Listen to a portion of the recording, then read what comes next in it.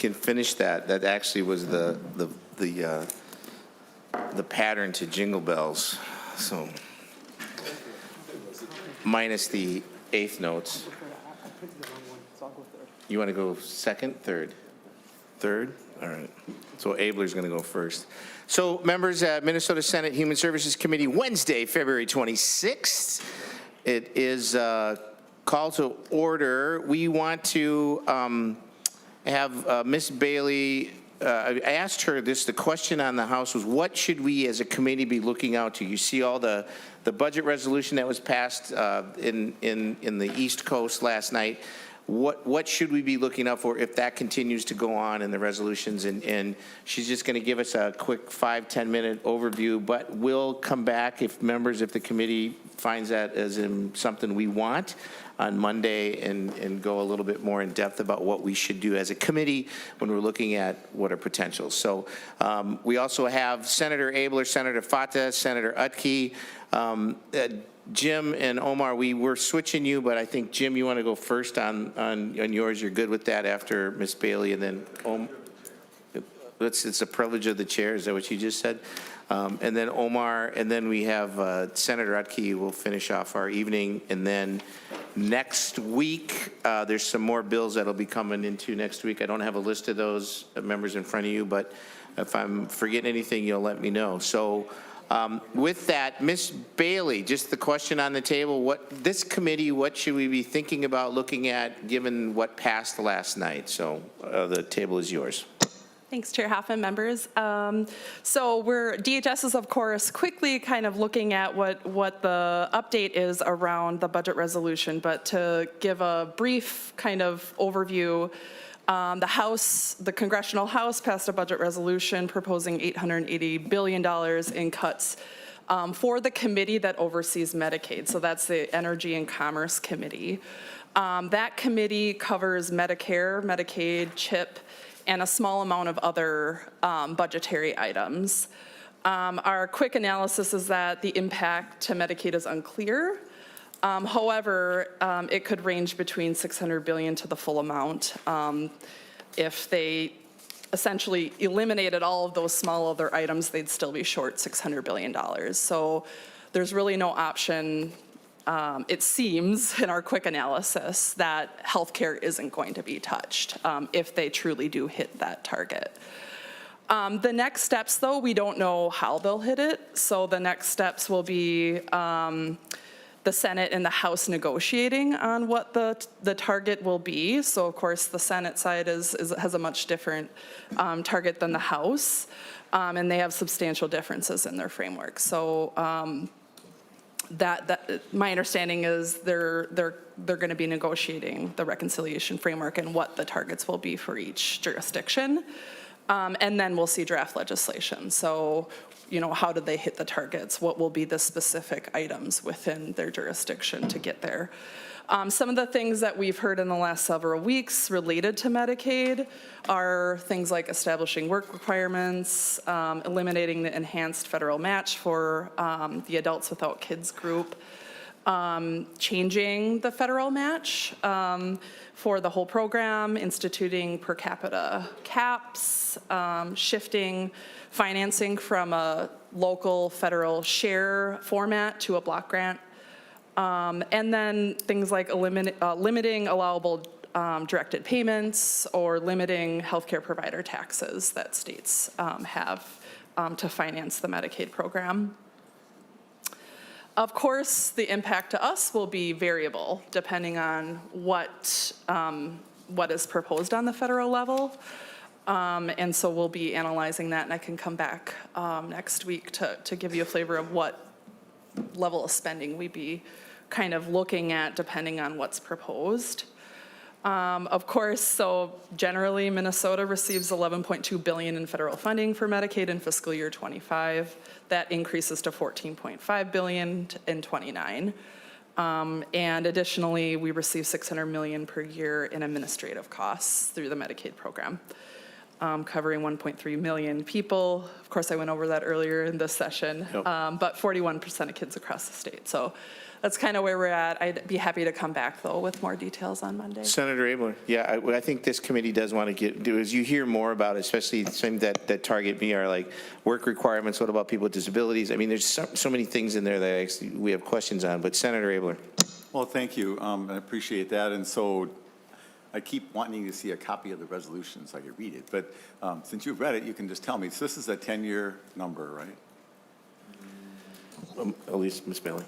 Chair Hoffman, Senator Abeler, I believe it is, yeah, the next decade. Yeah. That's what I read, yep. Yeah, okay.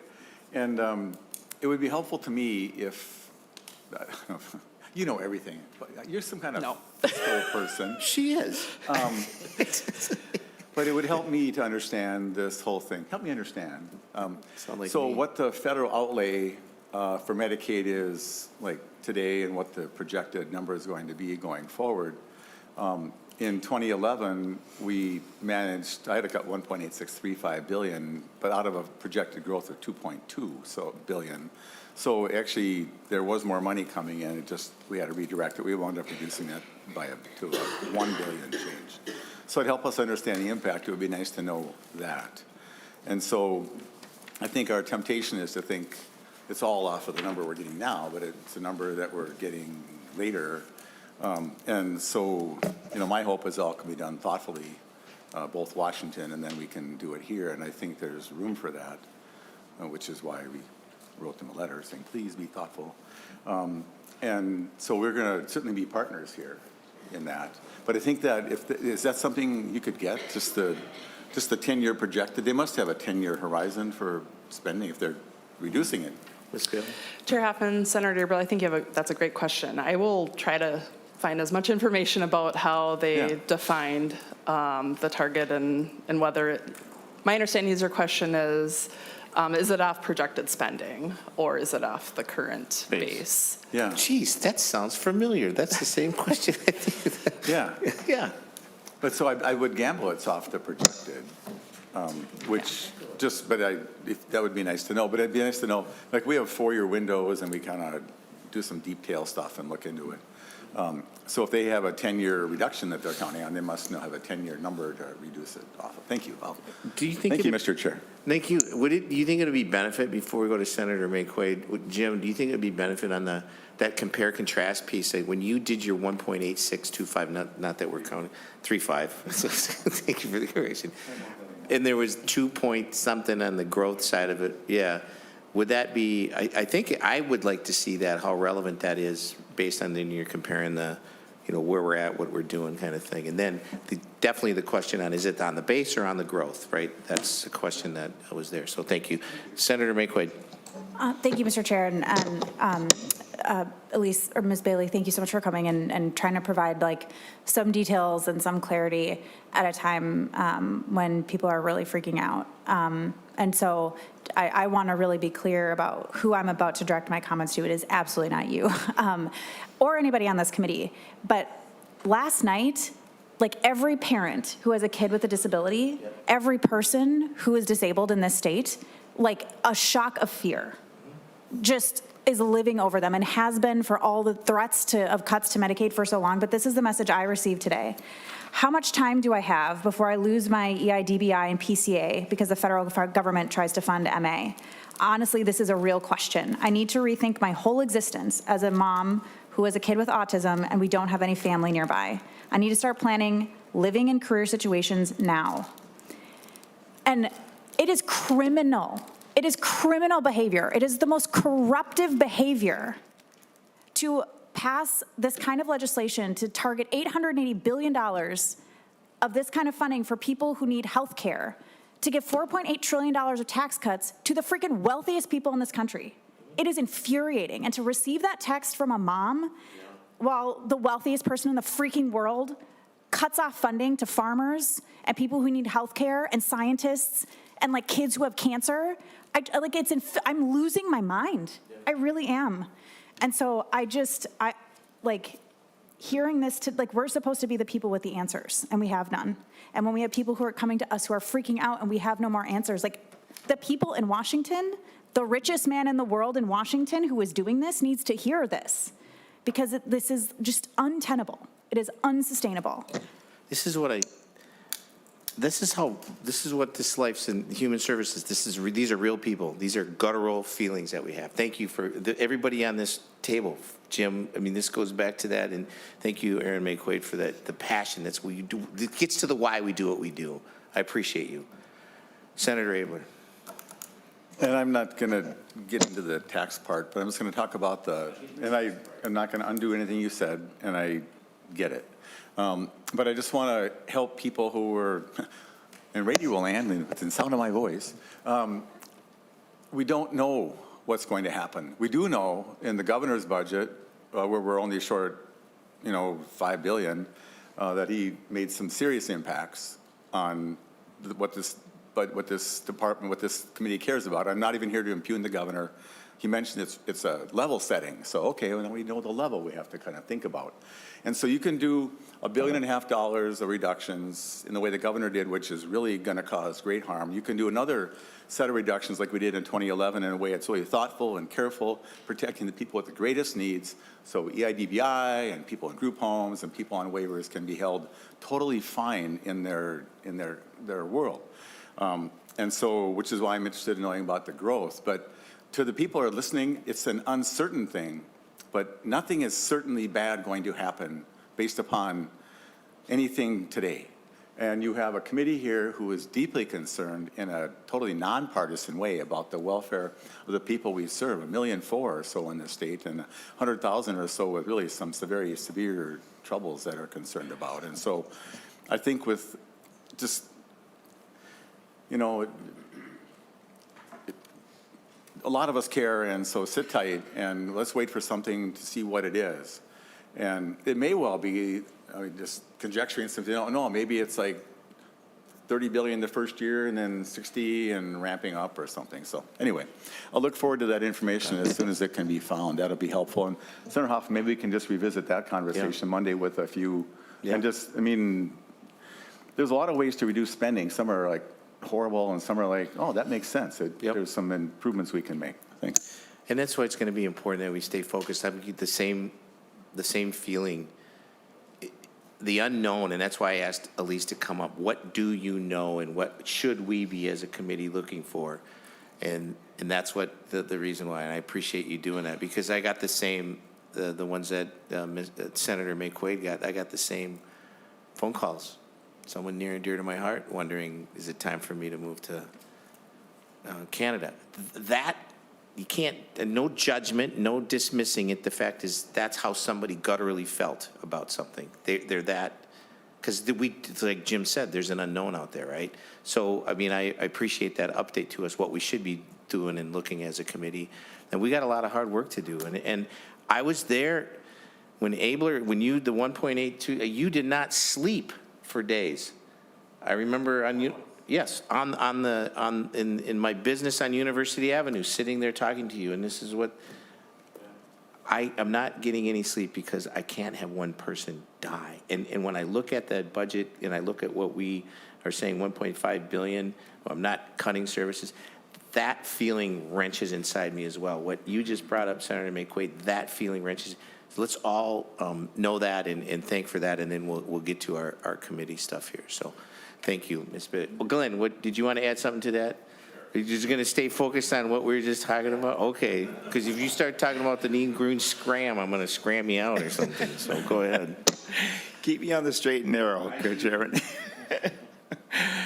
No, I just say that I happened to catch the news conference with the agencies today, with President Trump and all his agency heads, and Elon Musk was there too. And one of the things they emphasized is that the people in real need, as far as Medicare and Medicaid is concerned, the people who really need this help are going to be protected.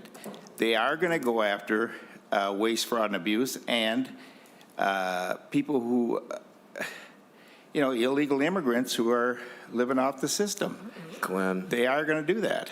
So I think we gotta wait. I appreciate your statement, Glenn. The word illegal just kind of just doesn't hit me well. So I appreciate your statement. We What's in gotta federal wait. statute? Yeah, finish what you're saying, because I Okay. think it's important that we stay focused on our role That's in what I'm getting to the focusing why. on. And I Yeah. appreciate you for that. 'Cause I'm just saying, before the sky is falling, let's see how this shakes out. All right. Because in their conference, they said the people who are Medicare and Medicaid that are in need will continue to receive their benefits. We'll see how it shakes out. Awesome, and I appreciate the letter that went out. Senator Utke, you, Senator Gruenhagen, Senator Abeler, I saw some other names on there that went to remind our congressional delegation about that responsibility. And that's what I think we should focus on.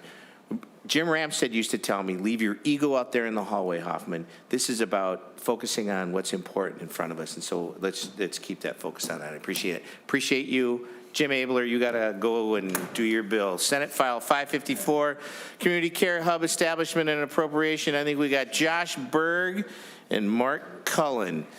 Come on down. Members, in your packet is this nice little folder that Mark, got it?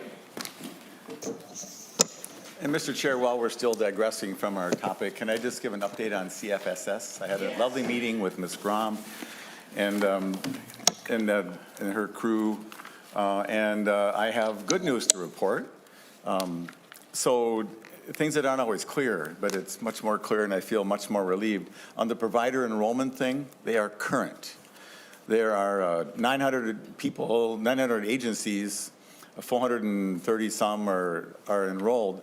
The reason the rest of them aren't enrolled is they didn't apply or get it squared away. But if they try to get their paperwork in, they're like on same-day service, Mr. Chair.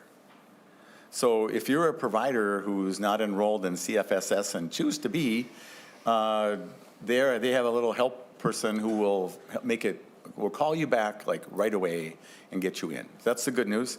The second thing is, if you're going to enroll in March 1st, hopefully you've already had your appointment to get your min choices thing done. That's a different discussion, Mr. Chair. But anyway, so when that's going, and if you don't get around to getting that done in time to get your consultation in, you're carried forward automatically, I think, right, Ms. Grom, that you're automatically carried forward for 6 months until with that, and you might want to worry about what happens at the end of 6 months, but at least if you don't get it in, there's still time to have your consultation. There are 18 agencies that are doing consultations, not 18 people. And it really wasn't us that told them $100. That came out of the budget thing, Mr. Monahan. That wasn't us. What's the other point I was going to make? But it's kind of good news. And so, well, no, because he's like, I don't remember putting $100 in there. So I knew he'd remember correctly. So that's kind of the update. So if you're having trouble with CFSS, call me or actually we'll give you the right people to call at DHS, but they're committed to it working. They like the idea about the consultation. And then on the min choices, we're still working to make the second and third year a little more small. So is that everything? Yeah. So thank you for that, and I know Senator Fateh, that conversation continues on. I'm glad you sunk into that. I also gave you Senator Dibble of the waiver reimagined conversation. That's something that's sitting on your desk too, Senator Abeler. So Senate File 554. Well, thank you, Mr. Chair, and I'll move that to be in front of us. And there's a author's amendment, which is the A1, which I will also move.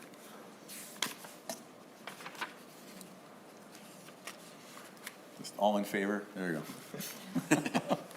I was all in favor of The A1. the A1, so be it. All those in favor say aye. Aye. Opposed, same sign. So funny to catch you out of your chair. That's funny. Anyway, so this is about a community care hub grant, which, or community care hub, which I'm told will save a bunch of money.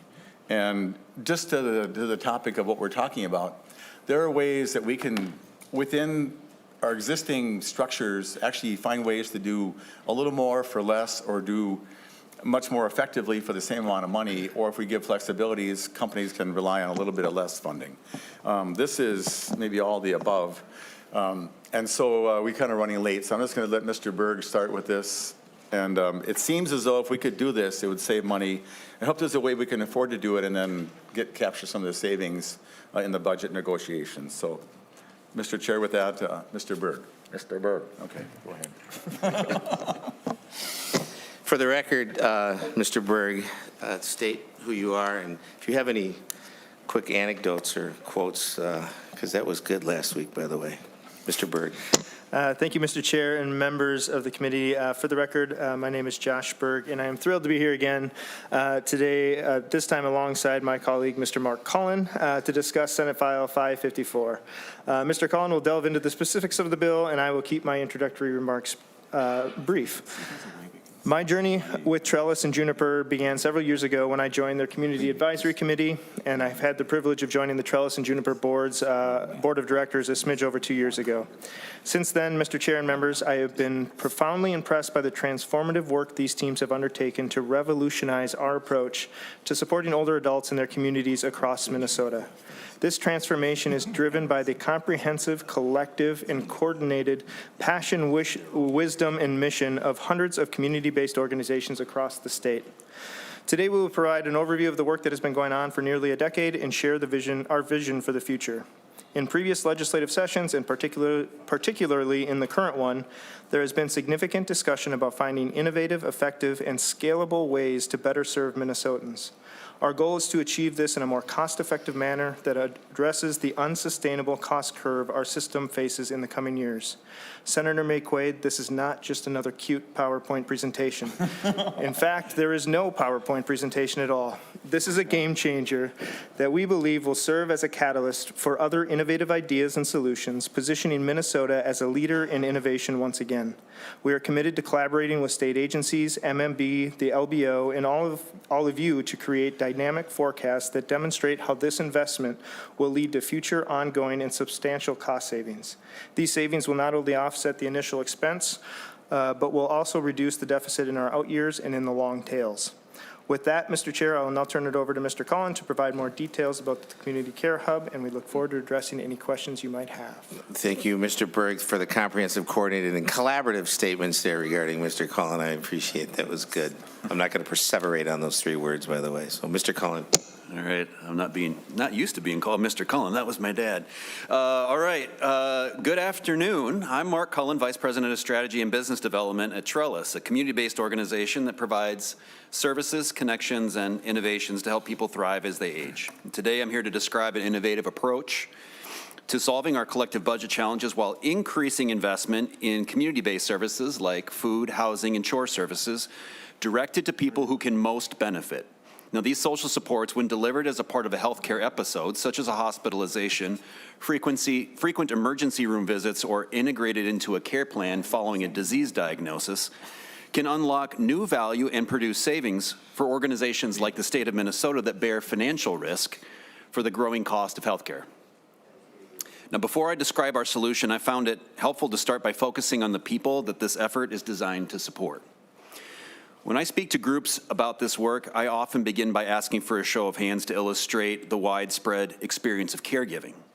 I ask attendees to raise their hands if they've been deeply involved in caring for a parent, a spouse, a child, or a family member. And without fail, nearly every hand in the room goes up, probably no surprise to you. And then maybe you're thinking about your own experiences now. Then I ask the audience to keep their hands raised if that experience involved navigating the healthcare system in situations where social support could have made a difference. Again, nearly every hand remains raised. And the point, of course, is that this moment creates a moment of shared understanding. It helps us to understand that the problems and the challenges that we find in our system are deeply personal for people. We heard that as we were getting started today. The reality is that needing help isn't a question of if, it's a question of when. Now, I grew up in a really small community, 600 people, and I've been to enough pancake breakfasts and Whopper feeds to know that one bad day or a serious diagnosis can change a life forever. Other states have recognized this challenge and are taking action. State governments are building public-private partnerships to bridge the gap between healthcare and social services, helping people navigate these complex systems more effectively by capitalizing the infrastructure necessary to enable service delivery, while also addressing policy barriers that can limit the inclusion of social services in a patient's care plan. We have closely tracked integration efforts in other states where early studies show meaningful cost savings for state governments and healthcare organizations. For example, in North Carolina, where they have a pilot closely aligned with our vision for Minnesota, they're showing a savings of $85 per person per month in their Medicaid program. So here's the number, right?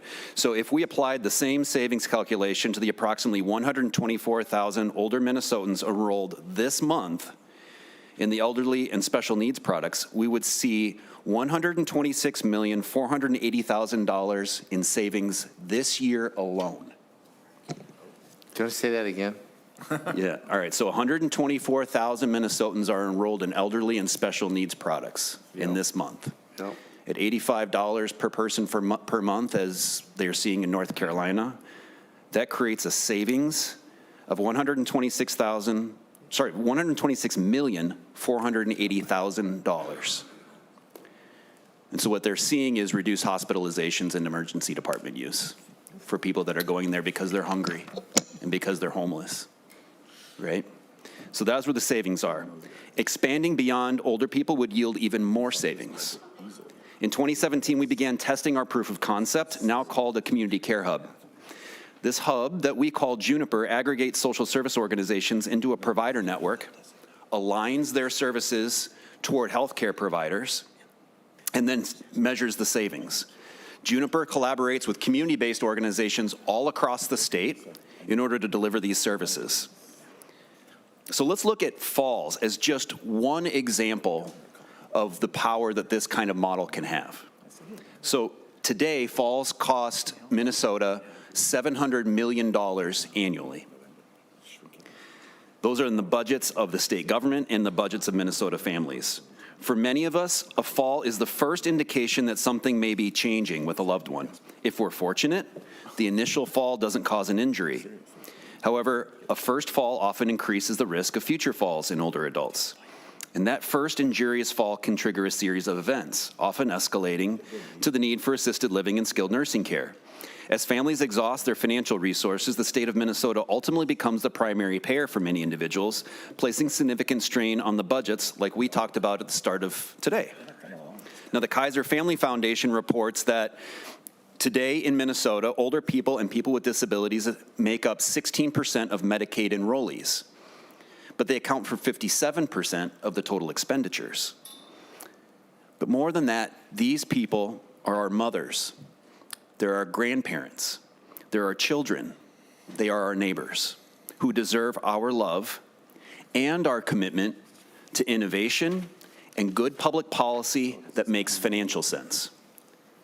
These things can and do go together.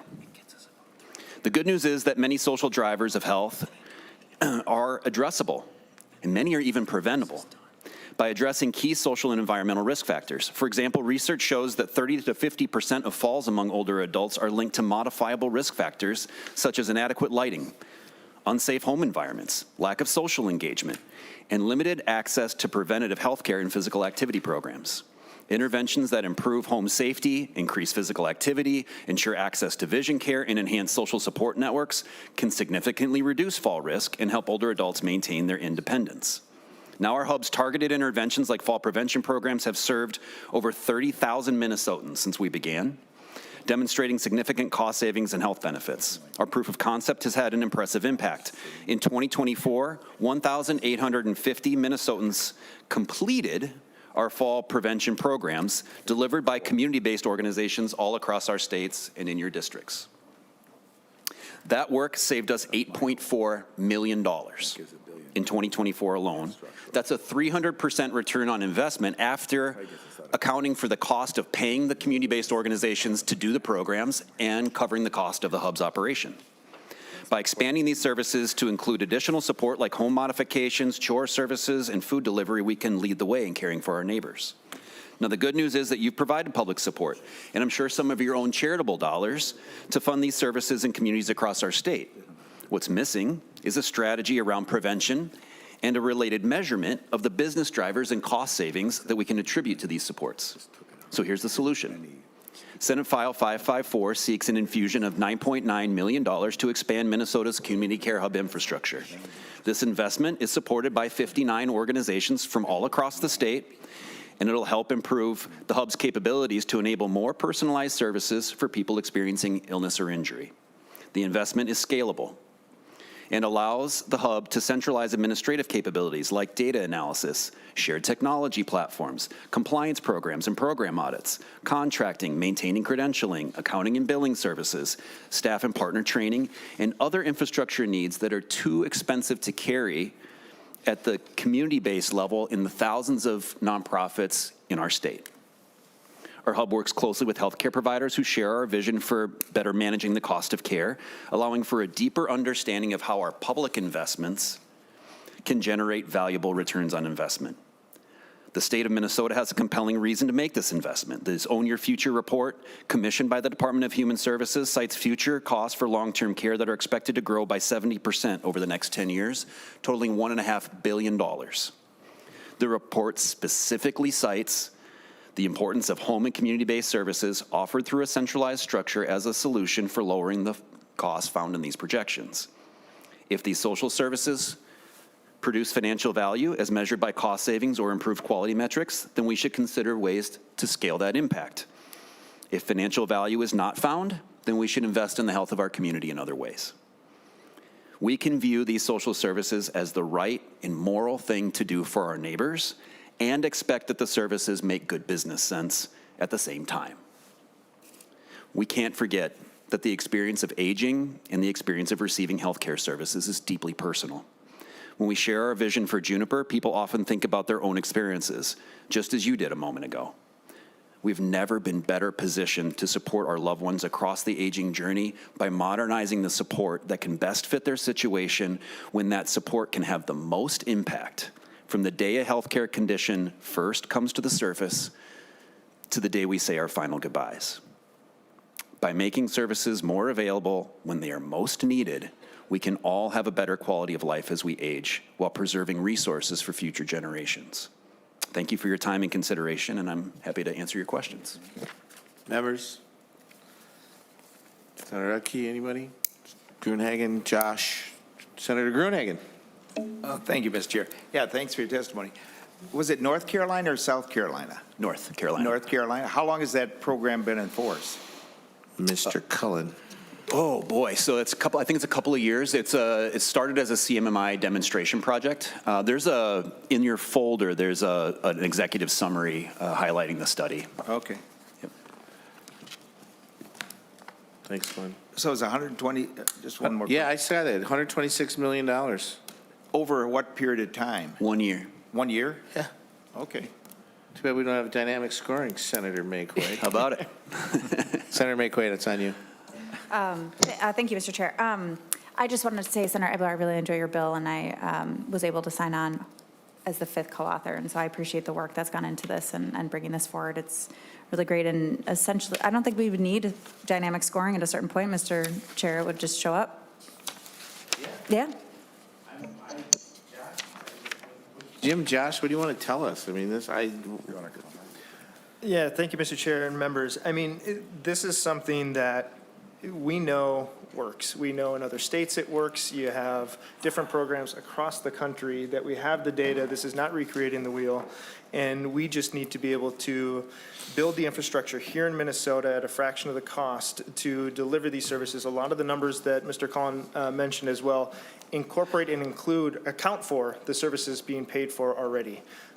So the numbers that we were talking about are projected savings after services delivered to individuals in the communities by the community-based organizations across this state. So a lot of this money too is a pass-through through Juniper and Trellis to the community-based organizations already providing these services, up in Senator Utke's district and all over the state. And they're doing this because this is their mission. This is their passion. They deserve to capture some of this savings as well, and to be able to expand that reach and to impact more people. these numbers are real, and we can forecast them out, we can include them, and then that's how we get the attention of the actuaries of the payers in this state, and where we can develop a really true social venture performance-based contracting type of structure that allows for this to expand and grow, not on the dime of the state. And one other thing that I would add is a lot of those savings too that we talk about, especially with the Own Your Future, these services at the Community Care Hub can target those not already on Medicaid. So when we're talking about saving Medicaid recipients like the North Carolina study did, we're also keeping people off of Medicaid, and we're keeping them off the system altogether. So whatever those numbers are, I mean, add that on top of the 126 million projected cost savings, and then we really start to have an impact in future years. And I don't know what else there is to say. It seems too common sense, Mr. Chair. Absolutely. Senator Abeler?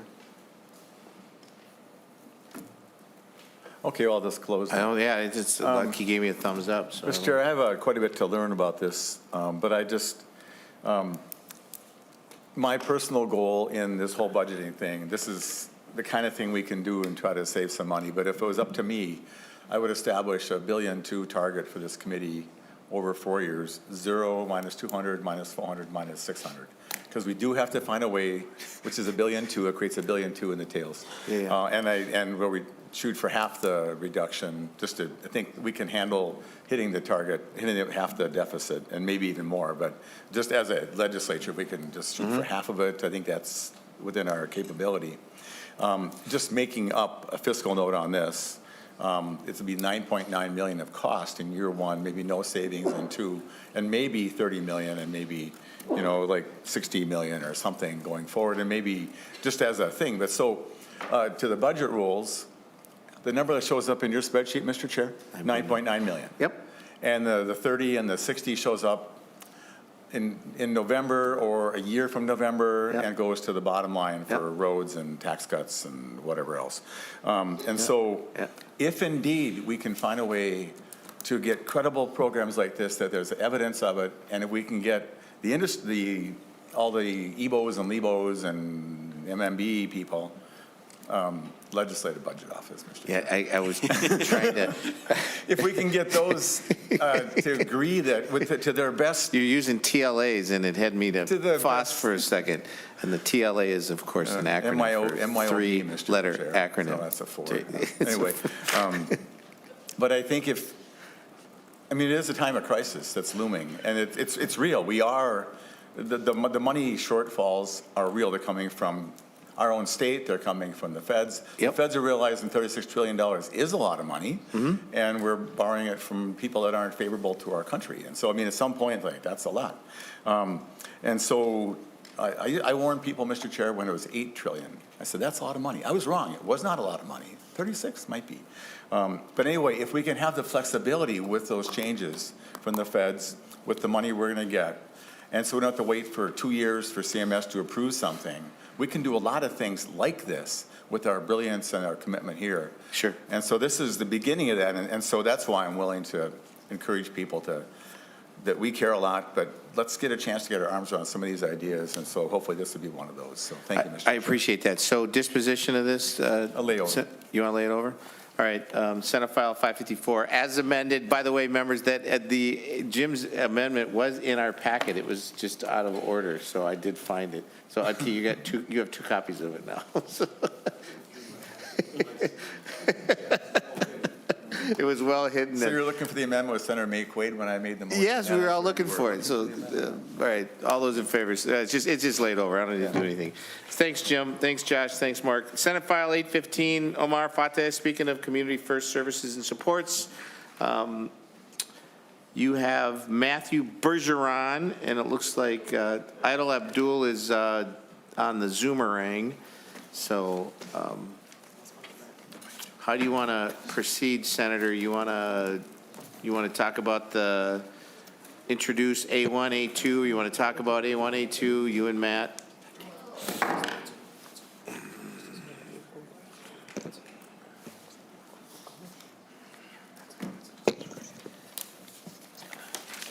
Yeah, thank you, Mr. Chair. We got the 8th amendment, and I think that was with some guidance from DHS.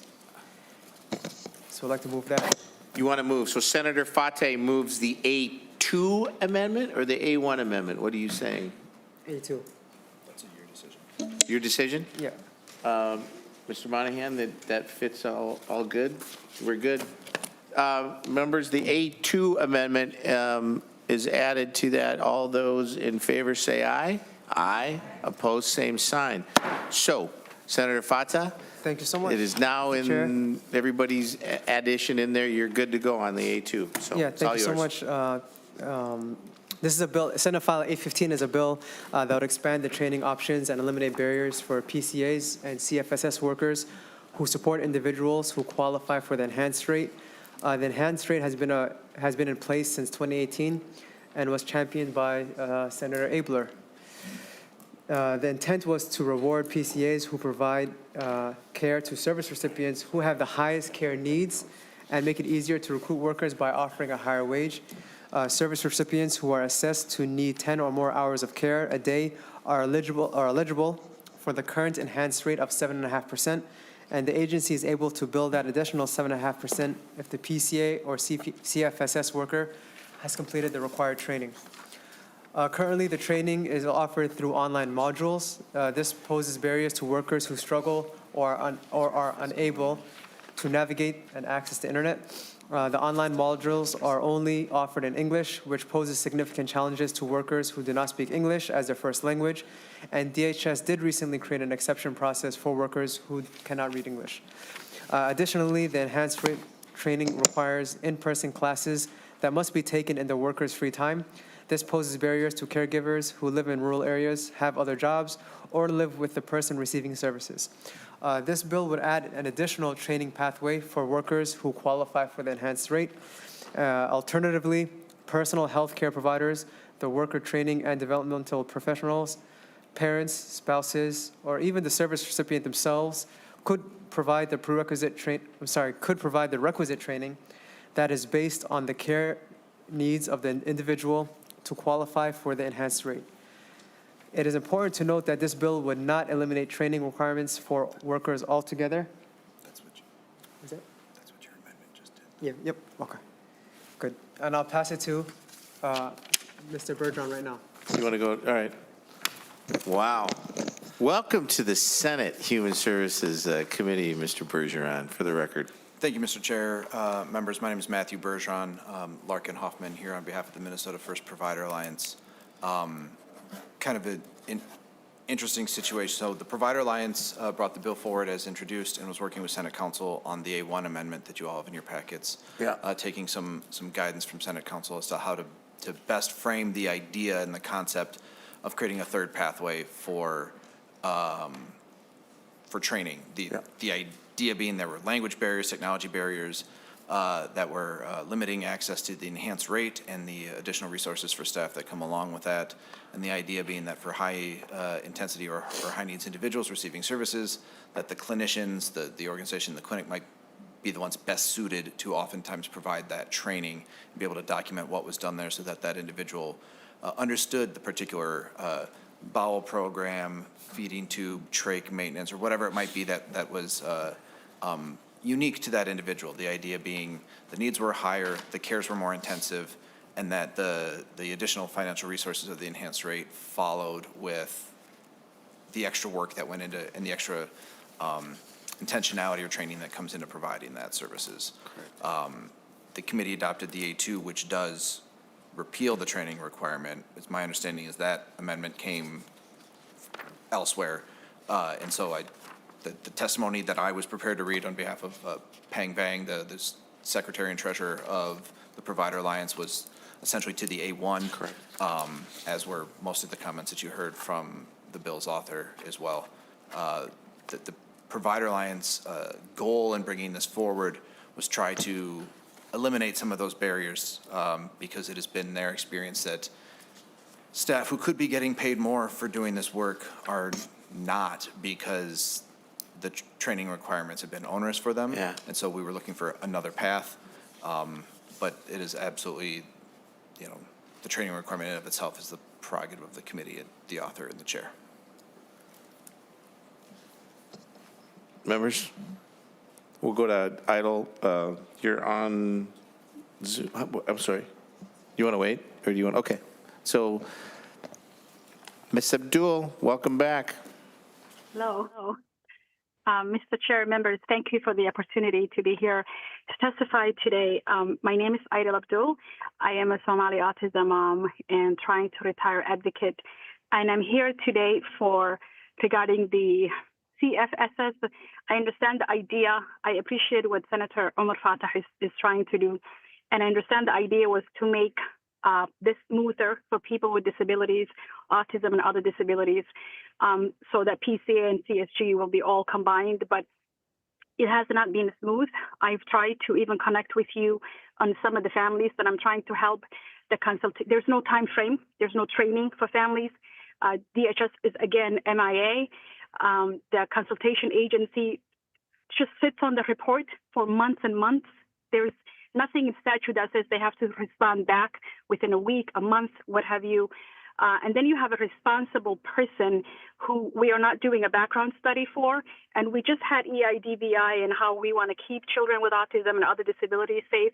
But now you have somebody that you want to give them access to protective health information without their background study. How is that even safe? And then when we ask the county to help us with this particular family, they say, well, we don't have any guidance. And then again, nobody holds DHS accountable. And so I want to end with a line that you always say, Mr. Chair, why are we here? The people with disabilities. And so I'm asking the committee to mean what it says and say what it means. And hold, I don't know, DHS, the county, somebody accountable for safety guardrails, for transparency, for quality, and for oversight. Please. Thank you for your time again. It's always good to hear from you, Idle. Thank you, Ms. Abdul. Senator Fateh, it looks like we want to lay this over. You're good? Thumbs up. Everything's corrected the way you wanted it corrected? Yep, we're good. Oh, I'm sorry, Senator McQuay. I got to get my cheat sheet going here. I apologize. Thank you. Senator McQuay. Thank you, Mr. Chair. I just wanted to understand a little bit about the training requirements right now. Are they supposed to be, we do like a training for legislators, but it in no way really helps you do this job. It's like, here's where everything is, and here's, is it like, here's how to not drop people, or here's how to enter payment information, or is it supposed to be helping you care for the person, but obviously there's no training that could help you care for a specific person? Did that make sense? Yeah. Okay. Absolutely. Matthew. Mr. Chair and Senator, as I understand it, the training is required are a series of modules on providing services on the role of the program and things like that. They are not individualized or customized for the service recipient that they are providing the care to. That is what the bill as introduced was trying to get at, was the idea that the most valuable training to ensure the safe care of somebody with particularly high needs is care directed by the agency and the medical the team, the primary care providers for that individual's needs. That's helpful. Thank you. Thank you for that clarification, because it's always like, we do this training. Why do we do this training? This gets to why we're doing it. So, Senator Utke. Thank you, Mr. Chair. And I'm still, you just touched on the training a little bit, but when we're removing, satisfies the current requirements of Medicare for training, we've got other things provided by, when provided by personal care assistants, it meets the requirements. I still haven't grasped why we're taking that out. Senator Fateh or Matt, you want to, it goes back to that, the enhanced personal care services, and it was like, we're providing this service, but it's not unique to the individualized needs. This is the attempt to get to that. Senator Fateh, do you want to go a little bit, or Matt, do you want to go a little bit more deeper on that? Mr. Chair and Senator, you are correct in that the A2 that the committee adopted removes the training requirements. The proposal, as the Provider Alliance brought it forward, was to have those be paths or have a third path. That was the A1 that was in your packet and the bill is introduced. Clear. So that was not the I can't speak to the origin of the A2 necessarily, and I'll defer to the Senator. Yeah, thank you, Senator Utke. Yeah, we were working on this with guidance from DHS, so if we can call DHS down also. I can, as to why that- yeah, no, I can answer that. I mean, they already require, Senator Utke, the Department of Human Services already requires training for all PCAs, all CFSS. So that requirement's there. If you want to get, do we want a little bit more in the weeds? Maybe Christy can give us, how deepy weedy do you want to get on this, Ms. Crom? Do you want to come down and maybe, did I answer that question to Senator Utke? Unless, because the requirement for all training currently exists within the Department of Human Services. They do that. So Christy, you want to just clarify that? Okay, yeah, I mean, if it is just duplicative, but I just wanted to make sure, I mean, because of course we only see what's on paper, so it's Correct. not the before and after language, but the fact that, I mean, it looks like we're taking away training, and it seems like, if anything, we're always train. We're adding layers of it, and so it kind of catches you off guard that we're removing it. Ms. Crom, do you want to help clarify this committee on train, adding layers? And this actually just, I think it gets it more consistent, but that's how I look at it, so. Sure. Mr. Chair, Senator Utke, it's a really important question. We don't want to reduce the training. We know that's an important part of providing this service. So if you look at the CFSS statute, so 256B.85, there is required training that's specified in subdivision 11B, that the agency provider must ensure that support workers are competent to meet the participants' assessed needs, goals, and additional requirements as required in the service plan. So that's that individualized training that we're trying to get at. That I believe that the Provider Alliance was also trying to get at too, and saying, you know, this training that we're required to do under the enhanced rate requirements in statute is sort of just marking, you know, checking the boxes and not really specific to the person's needs. And so what we provided in this technical assistance is really just saying, let's simplify this, let's subtract and make this easier for everyone and more person-centered. There's also requirements in PCA statute, so in 256B0659, I won't read it to you, but can certainly send that to you via email, so you can see all of the training requirements that are currently provided, required to be done, and will not be going away with the adoption of this amendment.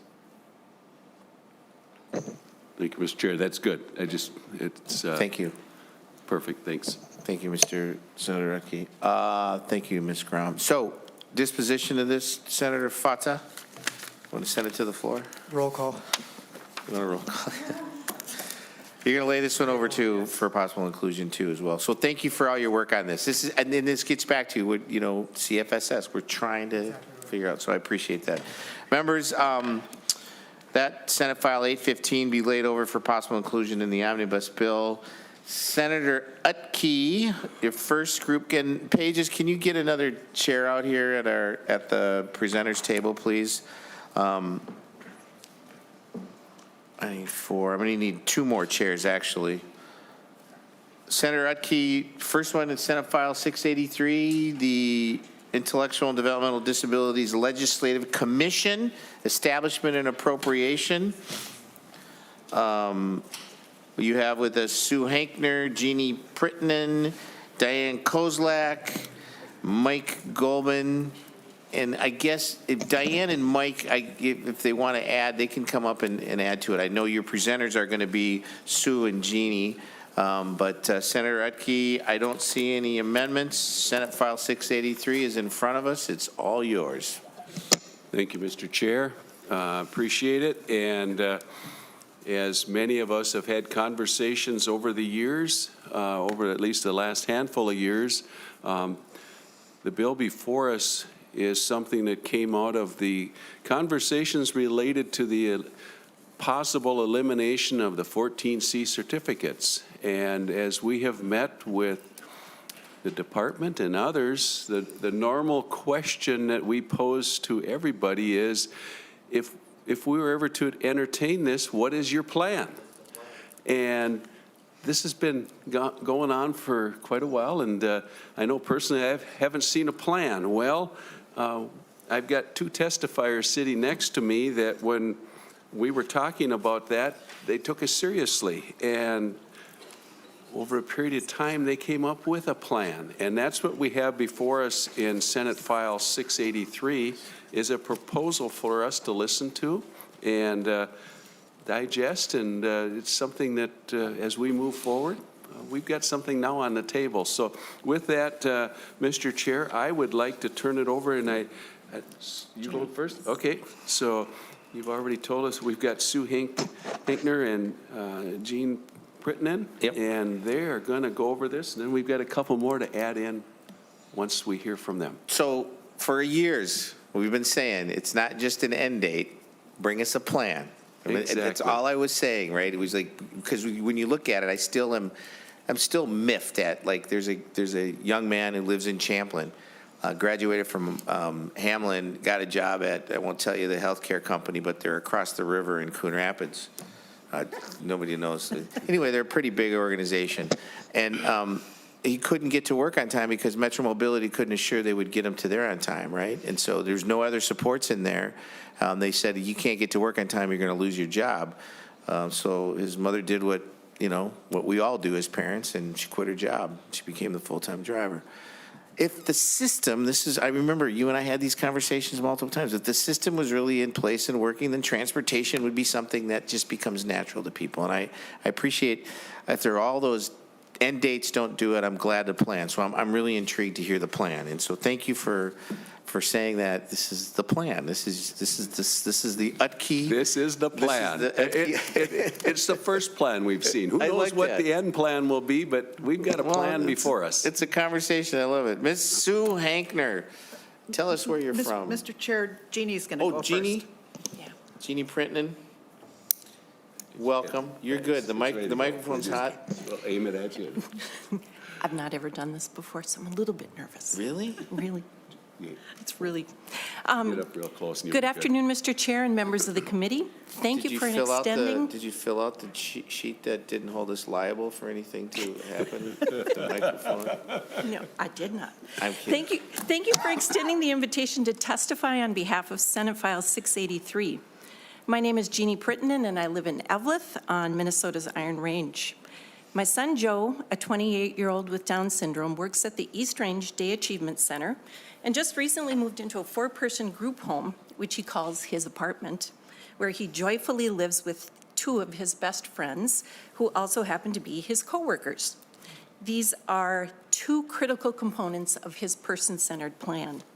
Joe inspires me to be here today to share some of his story and to advocate on his behalf and on behalf of those who have also significant intellectual and developmental disabilities. If you don't remember another thing about me at the conclusion of this hearing, please remember that Joe's mom stood up and tried to make his life better. In conference committee during the last session, Chairman Hoffman and Senator Utke both spoke about the need for a comprehensive plan to address the difficult issues surrounding services for people with significant IDD. Over the course of the summer, members of A-Team Minnesota gathered and developed a plan that would re-engineer how disability services for the IDD population are delivered in Minnesota. It is a grassroots approach, relying on input from your constituents with significant IDD and their families. It places policy decisions into the hands of those closest to this population, members of the Minnesota Legislature and the counties who deliver those services. Your constituents' lives are impacted daily by these policy choices, and they need to be seen and heard. Let's begin. We believe there exists a general misunderstanding of the characteristics, needs, and wants of people with substantial to severe IDD. We are talking about those individuals with an IQ less than 70. In previous times, many would have been institutionalized. We believe an extreme lack of statewide and countywide data exists for this population. Who knows how many people with significant IDD live in Minnesota? What data is being collected at the state and county level? We believe the right data collection would drive significant improvement in services. We believe case management services are chaotic statewide. We have many reports of 3 to 4 case manager changes in a given year, and we know it is difficult to assess and implement person-centered planning if you have not built a relationship with that person. We believe there is a critical DSP workforce shortage statewide. As an example, my family was on a waiting list for 10 years for respite care, and was never able to obtain services because not a single provider in my part of northern St. Louis County was offering respite care because of staffing shortages. We believe there is a critical shortage of housing options statewide. With the aging population in Minnesota, no one has data on how many people with significant IDD are living with a parent or guardian over the age of 60. An absolute storm could be brewing in this area alone when parents are no longer able to care for their adult child and there is nowhere for that child to go. We believe informed choice work options are under constant threat of elimination. We believe rural areas lack disability services, creating inequities. Many, many communities have no access to respite care, life enrichment programs, or work options. For example, the city of Duluth has no regularly scheduled day service providers. And families are driving to Floodwood, which is 45 miles away, for services. And they're also inquiring about day services at Urdak and Eveleth, which is a 120-mile round trip for the folks living in Duluth. So how do we fix this? How do we bring people together to re-engineer disability services for the severe and substantial IDD population? We believe it can be done with data-based system reform. We want the Minnesota Legislature to evaluate and propose changes in disability services for people with substantial IDD by meeting your constituents where they are, in accessible urban and rural settings. See and hear them. Incorporate their lived experiences, wants, and needs into a system driven by true person-centered planning and informed choice. This can be accomplished by using a practical and pragmatic approach. Meet with real people. Discover what they want and need. Use a strategic management approach to improve and reform system operations, efficiency, and efficacy using real data for real people. Analyze the strengths, weaknesses, opportunities, and threats in the current system, and develop a system from the bottom up. We ask that you enable families, your constituents, to drive the change. Mr. Chairman, on behalf of Joe and thousands of Minnesota citizens with substantial IDD, I want to thank you for taking the time to hear about these important issues and the proposal for system reform. Sue Hankner is here to speak to our plan. I think you have the Iron Range gift. Tommy Rukavina would be doing backflips. For the first time testifying, there's not one not one ah. You laid it out, what's important, the value, and I appreciate you, so thank you. Sue. Mr. Chairman, members of the committee, my name is Sue Hankner, and I represent A-Team Minnesota. Thank you for this opportunity to present our proposed plan. And we want to thank the authors for their support for this plan. I live in northern St. Louis County. I have two sons with significant intellectual and developmental disabilities. Aaron is 51, Nathan is 46. Both live in Shoreview, near where they grew up. I want to just give you a quick timeline about the evolution of disability services that I've experienced and lead that into the plan itself. In 1974, Aaron was born. There were no disability services anywhere. It was recommended that he be placed in an institution. I said, no way. In 1975, Congress passed the Public Law 94142, which was the Education for All Handicapped Children's Act. That provided an appropriate public education for children with disabilities. In 1978 to 79, St. Paul Public Schools had federal funding to have an early intervention program. It had an in-center program for ages 3 and 4 and a homebound program for kids 6 months to 3 years. I was the homebound teacher. I made joint visits with an occupational therapist. We were doing developmental assessments, and we helped moms to facilitate the development of their child. In 1980, I took a teaching job at Mounds View High School as a special education teacher. My students were in the 70 to 80 IQ range, 2nd to 3rd grade reading level, with a social and emotional development of young children. My teaching colleagues and I developed K-12 special education program, writing a scope and sequence curriculum for the population that were our students. We had vocational education back in the schools at that time, and we had a work coordinator who sought employers to employ our students. That didn't exist after a time. In 1989, I was mayor of Mounds View when the state was moving people out of state institutions into group homes. At the state's request, we held a public hearing to educate our population about and prepare them for this change of having a group home within their city. I could go into a lot of detail about that. That was one horrible experience for me personally, but I survived. In talking with people who were around at that time in government, they say that while they were doing that, the state had no comprehensive plan as to what they wanted to do with this population. It was only to move them from state institutions out into group homes. There still is no plan, comprehensive plan. So that leads us into our plan. There's a handout that you might have in your packet, I hope. We're proposing that there be established a legislative commission on intellectual and developmental disabilities. And we're defining IDD as it's already defined in Minnesota statutes and rules, and as defined by the National Institute for Health and the American Psychiatric Association of Statistics Manual. It's a narrow population group. This legislative commission would have 12 members. It's meant to be bipartisan. It's important for us as a team to have it bipartisan because we're a mix of Republicans, Democrats, independents, and those people that are really uncomfortable with any kind of partisan politics. The members of this committee would be coming from the Human Services Committee, Labor, and Housing. Their duties are fact-finding, research, and recommendation. And I won't read through every single one of them, but just give you the major responsibilities are to become experts, legislative experts with respect to this population group.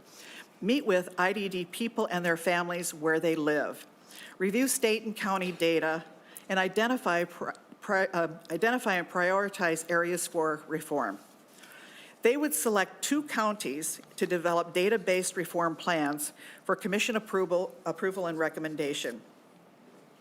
That's really where the reform activities go. Once these counties are selected by the commission, their responsibility is to collect and analyze data related to its own IDD population, review strengths and weaknesses of county contractor and county employee management services, and develop a plan to enhance knowledge and expertise of those case managers.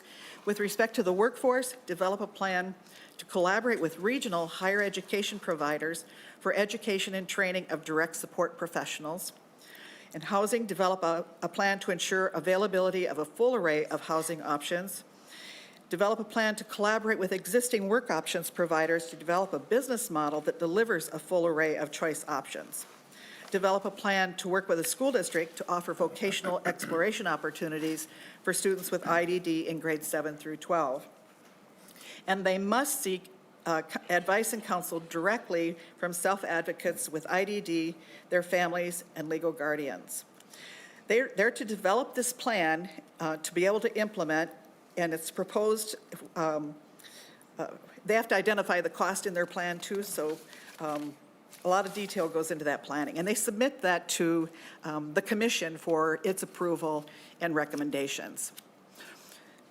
There's a couple of other additional components in here. There's a moratorium on licensing. There's a moratorium exception for licensing just for these 2 counties with respect to new licenses, and it doesn't allow anyone to de-license anybody. And it puts the pause button on having DHS commissioner or deed commissioner not to propose any rule or policy that modifies, reduces availability, or eliminates or limits any programs.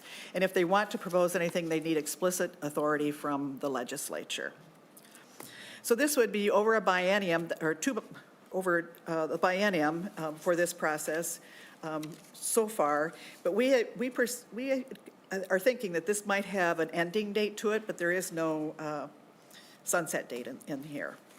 So, Mr. Chairman, that explains that, and I'm open to questions or comments or.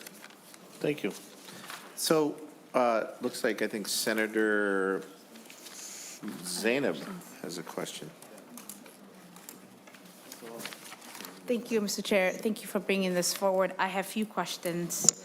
As I'm reading through the bill, subdivision 6, line 3.12 says, the Legislative Coordinating Commission may, if funding is available, appoint staff to provide research assistance to the commission. If there is no, where do you expect them to seek funding in this scenario? If there is no funding available, how can they get the research that they need? Senator Archie? Go ahead. I guess I'll probably answer the first part of it and then hand it off here. But first of all, at the end of which was just at page 9, there is funding with some grants and such. That is the plan. I mean, that's part of the bill. So for everything to be successful, there is funding that would be needed because we're asking counties to participate and do all these things that are being asked of them so that we're not passing on an unfunded mandate.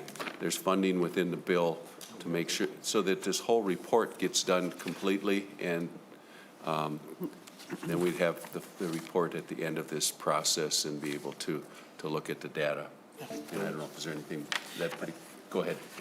Yeah. Mr. Chairman, Sure. Senator, there is an appropriation in this bill for the operations of the commission itself.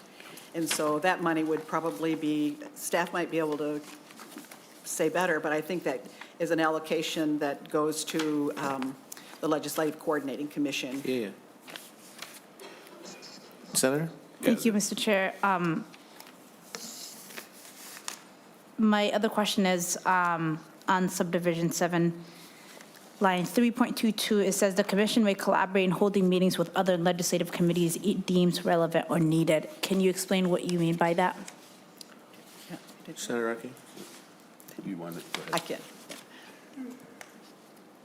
Ms. Hankner?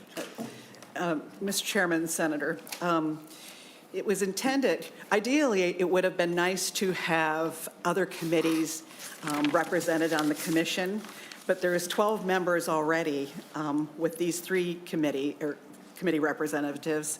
To add more would be a lot, but this would allow that commission to invite other committees, like the Transportation Committee, as an example, the Health Committee, to participate in their meetings. Very good. Senator, any more questions? Come back to me. So, thank you. We always keep talking about it's a systems approach, and I love the fact that there's organizations in here who are kind of stuck. I mean, this is just all you're doing is asking the question. You're throwing a plan out and saying, "All right, let's have this conversation." And I'm grateful for you guys for doing that. You wrote this yourself. I appreciate that. Senator Fateh, did you want to ask a follow-up on a question? Yeah, thank you, Mr. Chair. I have a couple quick questions for the author.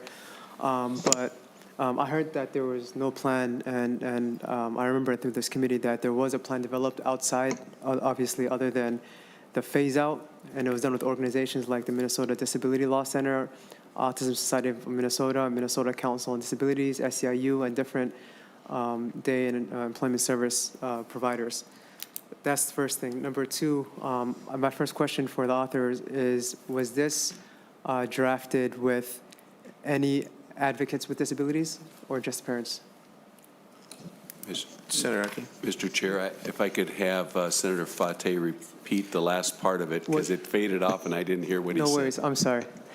Was this bill drafted with any advocates with disabilities or even IDD, or was it not? Yes, it was. The 2 ladies sitting next to me who both have children that they've talked about. I mean, there's 3, I guess I was going to call them they're adult males out there No, because yeah. they're older, but I mean, they've got proud moms here that have put a lot of work into this, so yes, they've got hands-on. That's where it's coming from, is those that are living this life. You know, we all look forward and we see what's ahead, and you know, it's just great that they've taken this on and they've brought a plan to us. It's a proposal. No worries. Thank you, Senator Utke, for the answer, and thank you, Mr. Chair. May I ask another question? Yeah, I think, and it comes down to, you know, yeah, go ahead, because I have Thank you. some thoughts. No worries, thank you. Some disability advocates, some of the concerns that they reached out to me about this bill was that it would ensure that subminimum wages, and it would also give the commission the authority to continue with subminimum wages, and that was their main concern.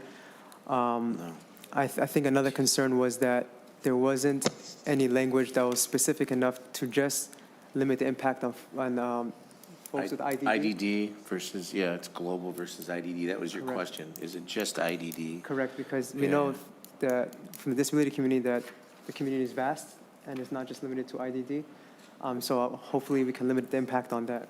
Yeah, no, I hear you with that, and that's the question that begs it out there too is, you know, when you have individuals who are isolating and wanting to just give a date, and the whole time, this committee, we said, you know, ending a date doesn't change the system, right? The system is changed by those people that want to change the system, and it comes back to we are going to establish, because I give the example of what I have in Champlin, not just one, but there's two people in Champlin where the parents had to quit their jobs to do the training. If you truly believe in systemic change to something, then you better have the supported system in place on that. Don't just give me dates. That was where that first question came from. Secondly, you know, when you look at it, it's like, if you truly believe in informed choice and informed consent, then I think what we have here is you folks have established that, because this then gets this commission to really look at it. Let's get this thing looked at. I think it's a great opportunity for us to look at the system. And it's not coming from one side, because here's Senator Fateh. Parents felt that they were not listened to, valued, or respected in this process. And I'm going to sit up here and say, I believe them on that aspect, right? And so I appreciate the fact that you went back to your now young man adults that you two, Sue, that I know, and really went through the process with them. It's like, well, what are their informed choices, right? It's more of the question is on the table, and I appreciate you guys throwing the question on the table. And I appreciate your work on that. So, Mr. Chair, I would just Utke. say we've got two others that did join us. If they've got something that we have time for them to hear. Absolutely. So we've got Diane and Mike that we want to make sure they get a chance to And I'm sorry, I had in my share their notes. message. Yeah, I didn't. I had in my notes. So Diane, for the record, Diane Kozlak, can you tell us where you're from? Yes. Is this on? Okay, good. Mr. Chairman and committee members, thank you so much for the opportunity to talk with you today. My name is Diane Kozlak. I'm the mother of a 40-year-old daughter with severe developmental disabilities and autism. My daughter Ann lives in a group home in Little Canada. Ann is in the severe to profound level of functioning. So to give you a visual, which I always think helps people, she cannot talk. So Senator Fateh, I am her voice. She's in diapers and she needs support to walk. Due to this, also due to her autism, at times she has very challenging behaviors, and because of that, her bedroom walls are padded. She has put her head through the walls many times. On the positive side, Annie can be a dear. If she met you and she signed Itsy Bitsy Spider and you sang that to her, or Twinkle Twinkle Little Star, she would light up your life with a smile. So that's my daughter. Prior to the pandemic, Ann's life was fairly stable. She was in a day program during the day in her group home. Life included a couple outings a week. Sometimes going to Target is a big deal, right? And when the pandemic started, Ann's day program closed for a few months, and then they started slowly to bring clients back. Although Ann had been at that center for 19 years, we waited for 2 years on the waiting list. And then I was told, they were no longer going to serve clients at Annie's level. Well, I'm always up for a life challenge, so quickly I got on every waiting list for every day program in Ramsey County. After another year of waiting, all of those day programs, except for one, said they were no longer serving clients at Annie's level. At one center who had Ann on the wait list, I learned there were 8 spots allocated for Ann's level out of 400. And that was the only center I could find in Ramsey County serving that level. Basically, someone had to die for a placement to open. I met with the executive director of one of the programs, and it's really a good day program that said they were no longer serving clients, and asked her why. And she said they could no longer afford to because the reimbursement levels weren't high enough. Because the higher the need, Annie needs like 2 clients to 1 staff. They were bringing in clients with, could have 4 to 1 or 6 to 1. So this means that clients who are in the severe range of functioning do not have options. At Annie's group home, which is a small group home provider, I learned there are 16 clients like Ann who have been waiting since the pandemic to go back. That's 5 years. I'm sorry, I get mad about this stuff. I get mad and I do stuff. They are sitting at home, depressed, lonely, declining in their level of functioning, and as their functional skills decline, they're going to be more costly in the future to serve. We know that, right? Ann comes home every Sunday for dinner, and to watch her decline every week was just gut-wrenching for my husband and I. I was desperate to find someone to help me navigate the system to meet my daughter's needs.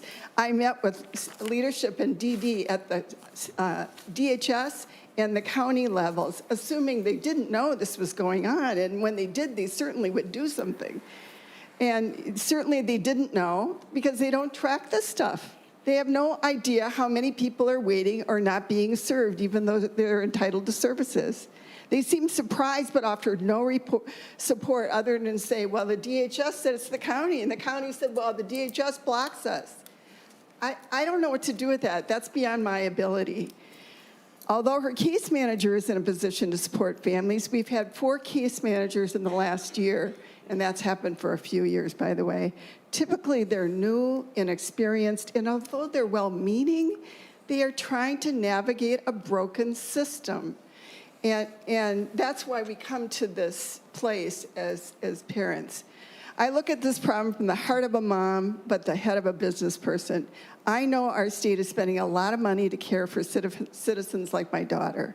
And yet there's a systemic problem with the components not working anymore. Case management, day or work programs, group homes, they are not working anymore. And we know there are a lot of complex problems like not enough workers, a lot of things, but that's the cards we're dealt, folks. We've got to figure it out. I doubt that we'll have more money or more people in the future to provide services, so we need to step back and look at new and innovative ways to serve this population. I'm 72 and I am fearful for my daughter's future. And I speak for the many parents in their 70s and 80s who are afraid to die because the system's broken, folks. This is Minnesota. I know we can work together. I know we can work across the aisle to help our citizens. Please help us. Please support this bill. And no, we speak for all people. We want to help all people in this category and to find a better path forward. Thank you so much for listening. Ms. Kozak, thank you. You're a good mom. Senator Utke. Thank you, Mr. Chair, and I think Mike's going to slide in here to a mic, and then Mike to a mic. Yes. And we'll hear from him, and then we can wrap this one up. Yeah. Thank you, everybody, for listening to us today. I'm rather anticlimactic after everybody has spoken. First of all, I want to acknowledge this incredible system. Looking at what I'm saying right now, my wife would love this. If she had something that she could say from the kitchen and I could read it on the TV set. So I'm going to Best Buy and checking this system out. Hope they have something for me. That's funny. My name is Mike Gobin, and from now on, from this moment, I would like you to consider me not my voice, but the voice of my brother Ted, since he can only express himself using no more than about 4 words in a sentence.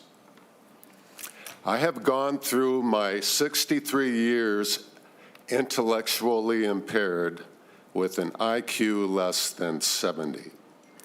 I have been told I'm obsessive compulsive, which I think tries the patience of my brother Michael sometimes. I've been known to call him on a given day 22 times in a 3-hour period. I do this because I need affirmation, since I don't express love much otherwise. Oh, how I wish I could be endearing like Dustin Hoffman from the movie Rain Man. I'm just not wired that way. I require 24/7 supervision in my living arrangement and my workplace. I'm very happy to have a job. I've been there 10 years now, which is amazing since I've lost a couple of jobs due to not having proper social skills. Work makes me feel useful and needed.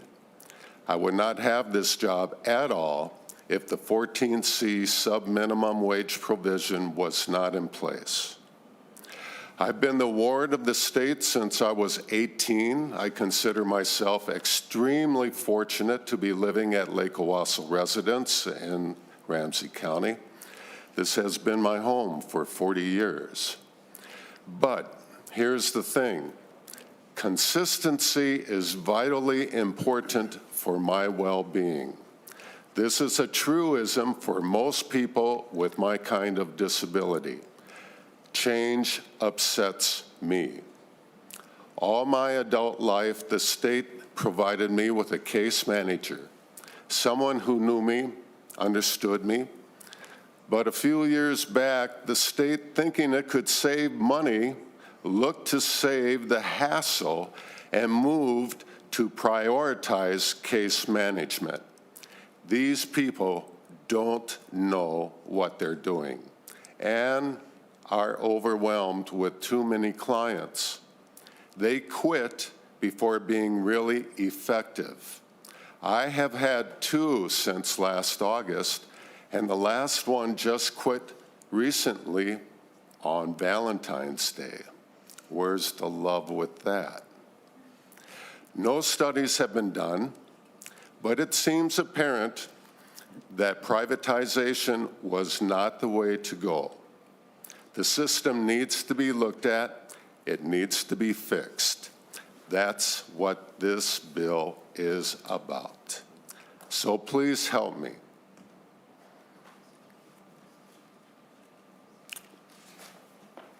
And the many others like me by supporting this bill.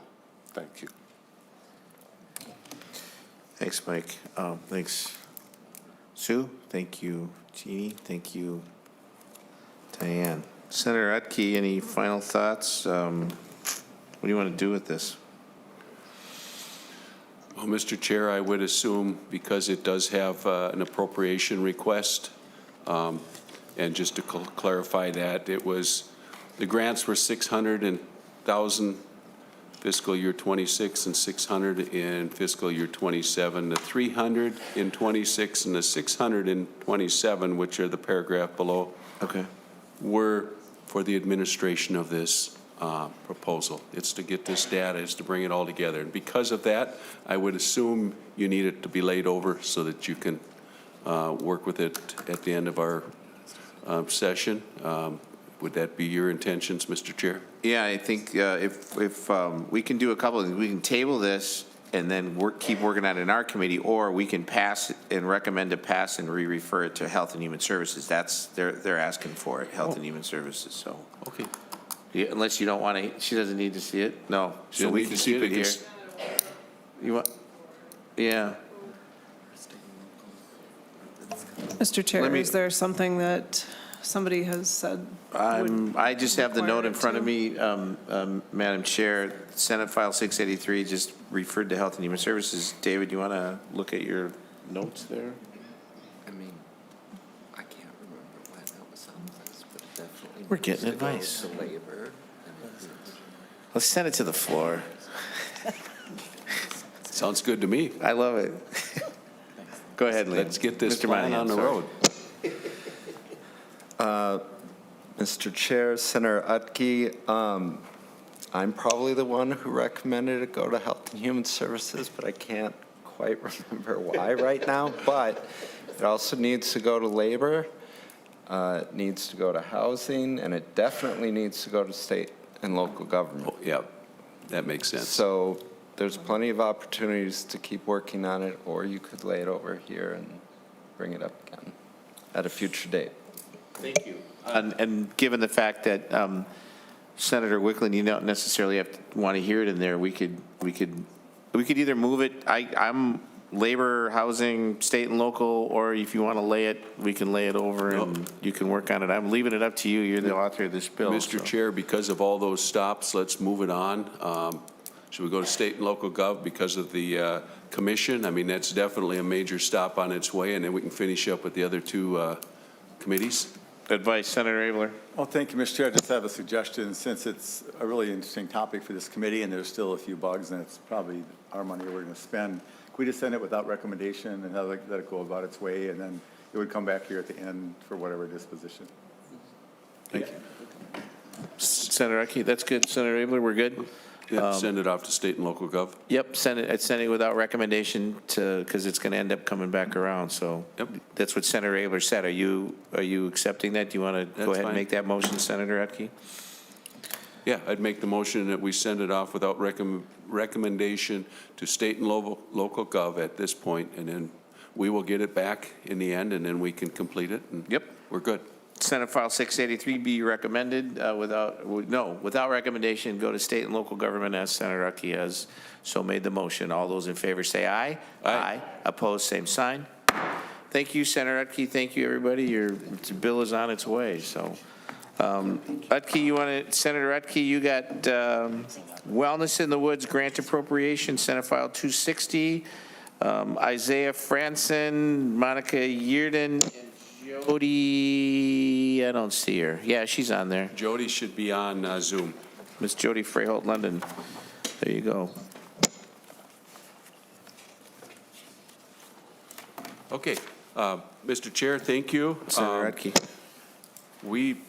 When we talk about return on investment on a lot of things, Mr. Chair and I have had a chance to visit with this team at Wellness in the Woods, and they just do amazing things with the appropriations that we've been able to share with them. And so today I would like to start us off. We've got a couple testifiers here at the table, and then Jody, who is on Zoom, will be the third one to join us. So first off, Isaiah Franzen is going to start us off, and then we're going to go to Monica Yaden, who's going to get into the numbers and tell us the details of everything they do. But welcome. And thank you, Senator Utke. Mr. Franson, welcome to the committee. Please introduce yourself for the record and proceed with your testimony. Hello, Mr. Chair and committee. I am Isaiah Franson. I am the Director of Culture and Community Outreach with Wellness in the Woods. Thank you for taking the time to hear this testify. Wellness in the Woods is a 501c3 nonprofit that provides programs, activities centered on advocacy, education, and expanding statewide networks. As an organization, we are dedicated to improving access to mental health care, substance use, recovery for all residents of Minnesota with a focus on reaching rural and underserved communities. Mental health is not just an individual or a personal crisis, it is a statewide economic and social emergency.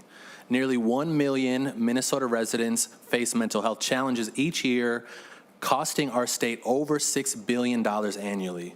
And unfortunately, the current landscape of mental health doesn't look like it will improve or get better anytime soon. Our current programs that we have right now are VPSN, which is known as our virtual peer support network, similar to an online drop-in center.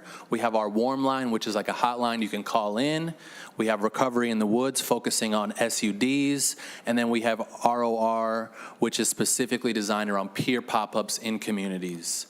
Our funding from 2023 and 2024 expanded our ability to reach all parts of the states, especially rural and underserved. I want to emphasize that we are designed around prevention of mental health crises for all Minnesotans. I will leave you with this. We serve the entire state for a modest budget. We are very conservative in our spending.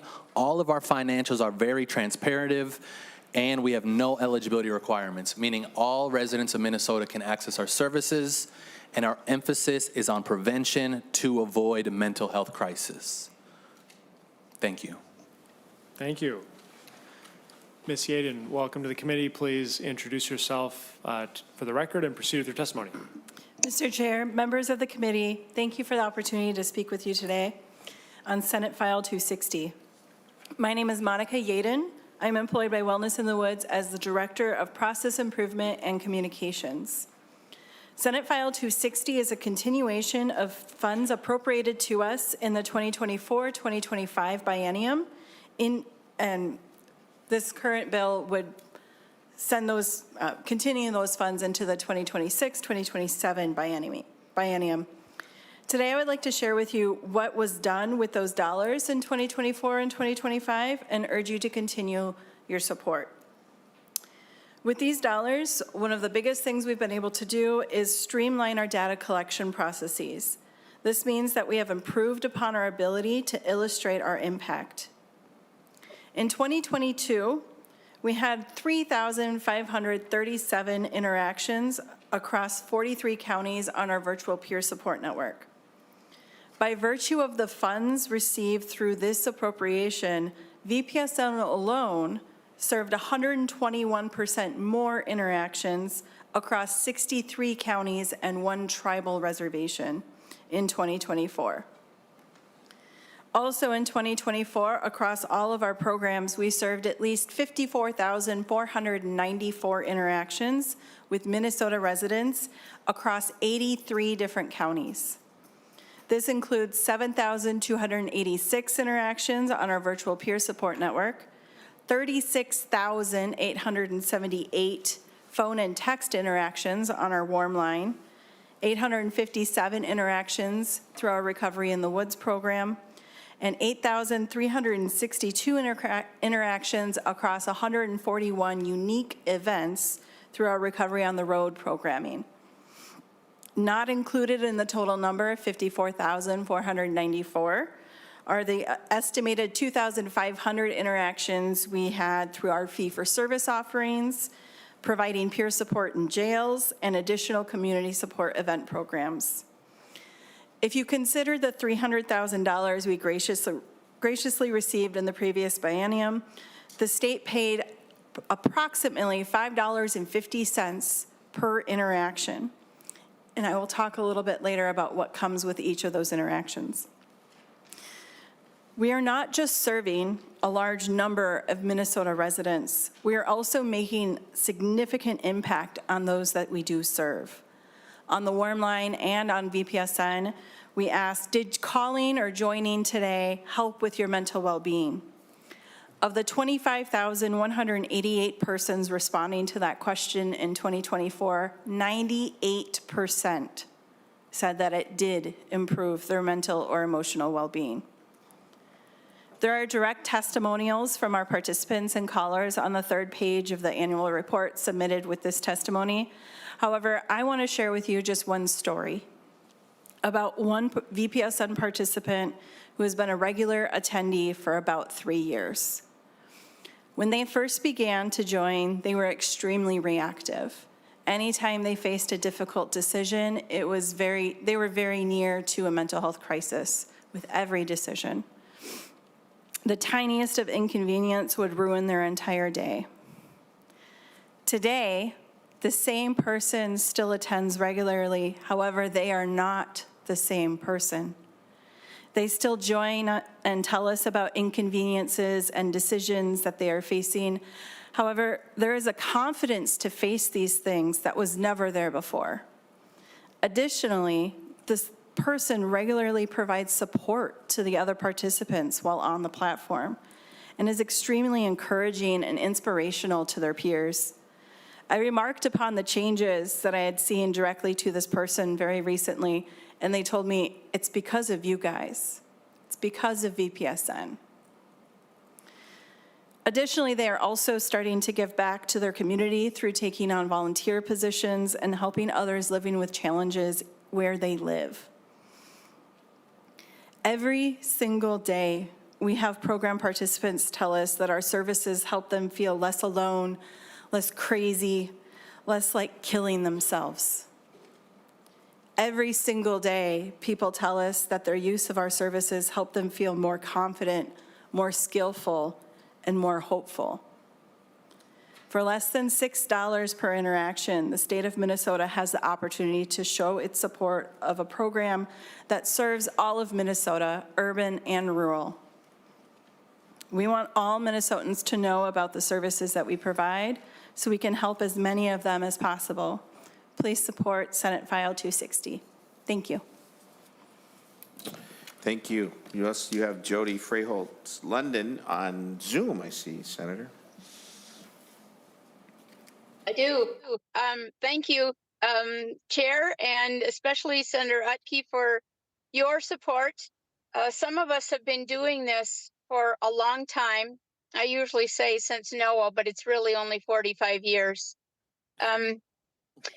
As a founder and the CEO of Wellness in the Woods, I cannot tell you how much pride I have in our team. 60 staff who all identify as people with a lived experience and who use that lived experience with mental health challenges, substance use challenges, and many people have been incarcerated, and they are supporting people across the state of Minnesota. We are geographically and culturally diverse. Just to kind of give you a heads up on where this all started, I spent about 15 years working in voc rehab. So the idea of people having jobs is extremely important to me. So when we have 60 staff, many of whom are working off of their benefits, some have actually worked enough hours so that they can give up their Social Security disability. I think it's also really important that we look at the fact that in our first quarter for our warm line dollars, which is federal block grants, that we had 32 people call who were suicidal. At the end of those 20-minute calls, they were no longer feeling that way. So when we look at the difference between a cost of a call for $6 or an emergency room visit, I think it's pretty evident that we are in a space that we are providing a really fiscally conservative and a fiscally important position.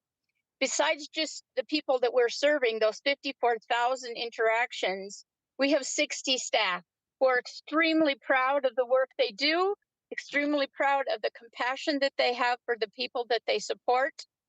And my reason for being here, I actually live in Todd County, Minnesota, and have worked in the field, as I mentioned, for a number of years.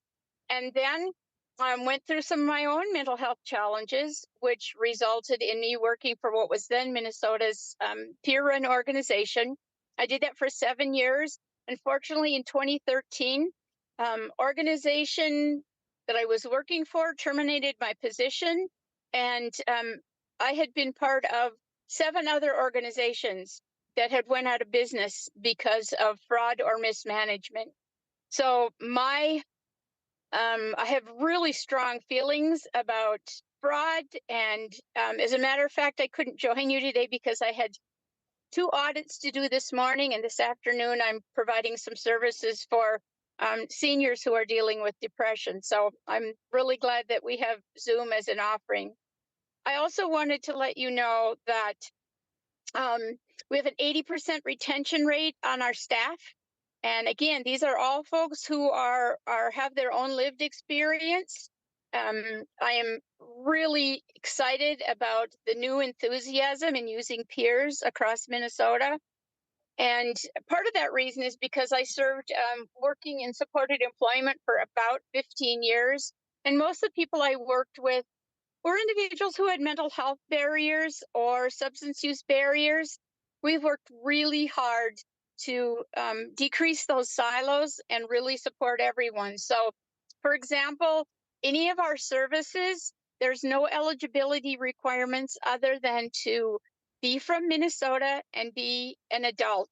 I am part of the State Advisory Council and represent a peer organization appointed by the governor.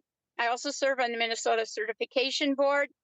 And as you can well see, I'm in my vehicle today because I'm out in the field doing work as well.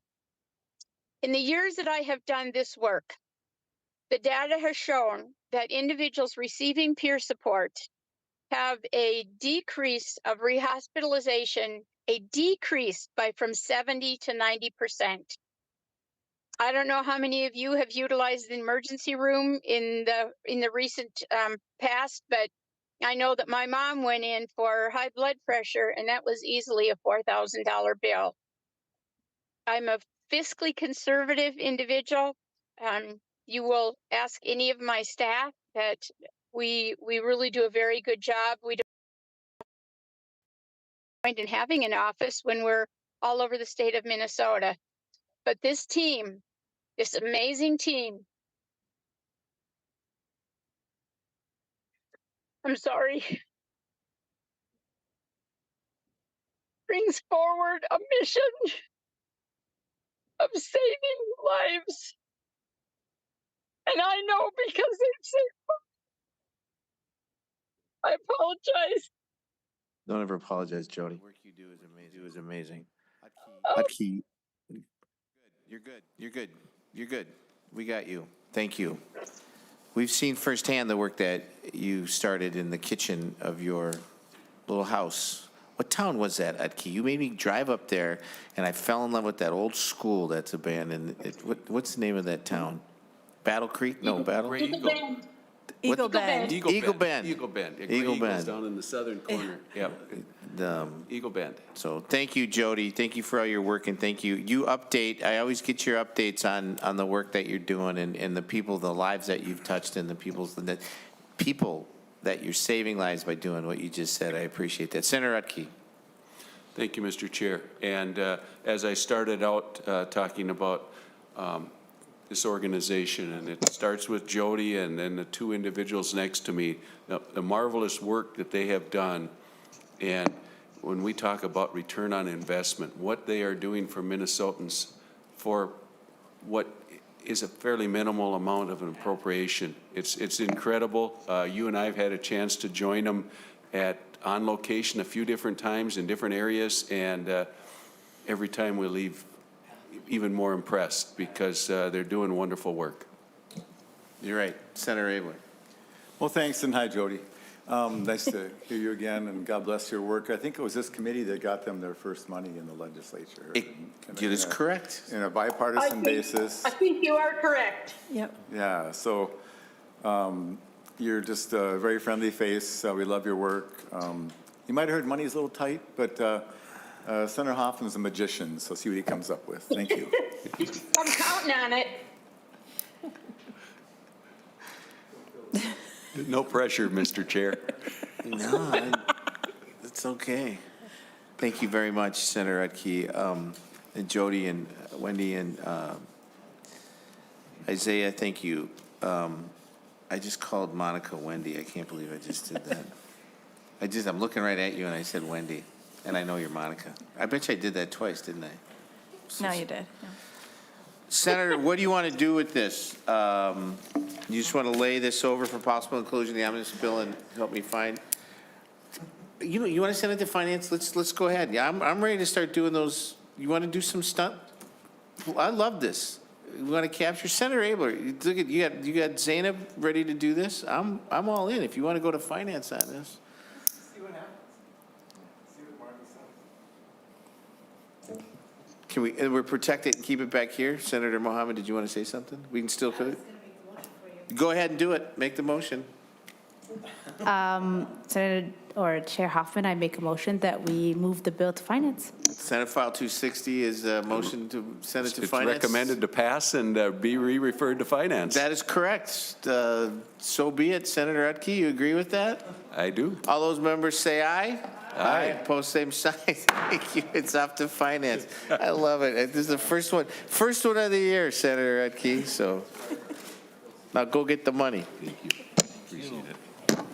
I see nothing else. Senator Rasmussen, anything on your plate? Anything, gentlemen, folks? We're good. Senator Wickland, anything there? All right. We are adjourned. Because he doesn't